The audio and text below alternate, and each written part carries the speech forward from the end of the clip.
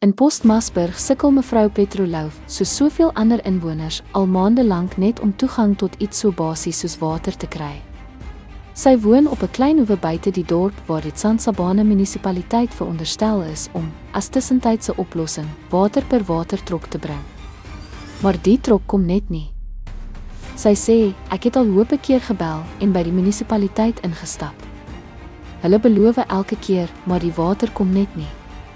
Die frustrasie het gister verder gekook toe die munisipale riooltrok, nie die watertrok nie, opgedaag het om hul drein te trek.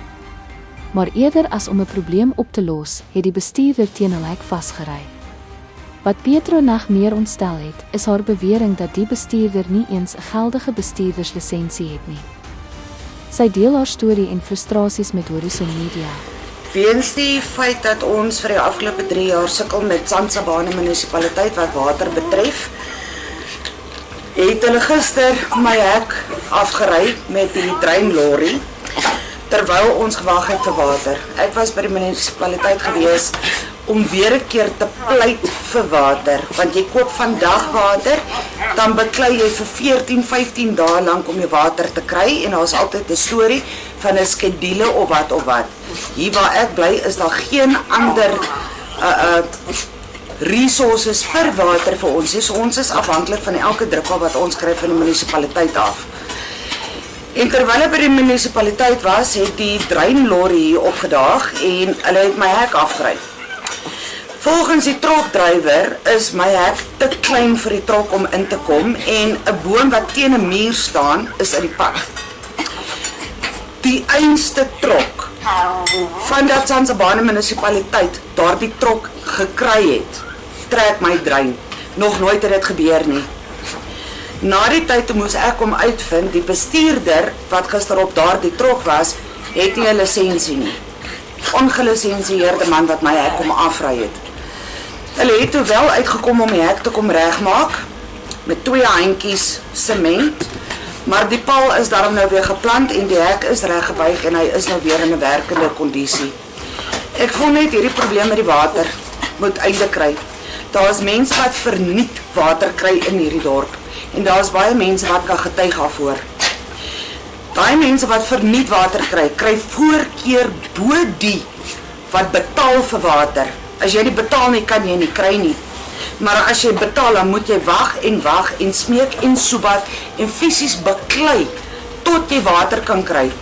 Dan het die direkteur en supervisor 'n manier om te draai en te sê jy is rude en disrespectful as jy beklei vir waarvoor jy betaal het en dit is 'n diens wat nie gelewer word nie.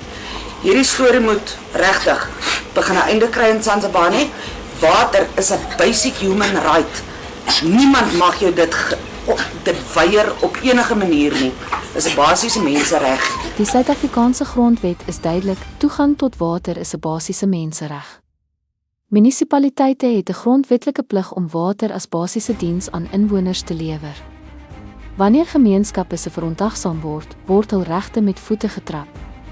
Petrolov sê sy voel magteloos en verontmenslik en vra, moet ek eers siek word of op die nuus verskyn voordat iemand luister?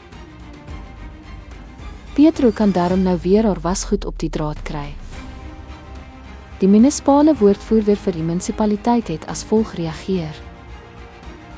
The municipality is aware of an incident involving a honeysucker, not a truck damaging a gate. The superintendent visited the complainant's house and found it to be a minor incident.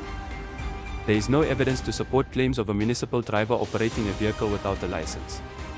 All municipal operators are required to have valid licenses. We strive for transparency and accountability. Our findings indicate that the allegations may be based on incorrect information. We appreciate the opportunity to clarify and look forward to continued community engagement. Hierdie nuusbulletin was moontlik gemaak deur ons adverteerders wat die rol en belangrikheid van 'n onafhanklike media en gemeenskapjoernalistiek erken en verstaan. Horison Media, Postmasburg, Noord-Kaap.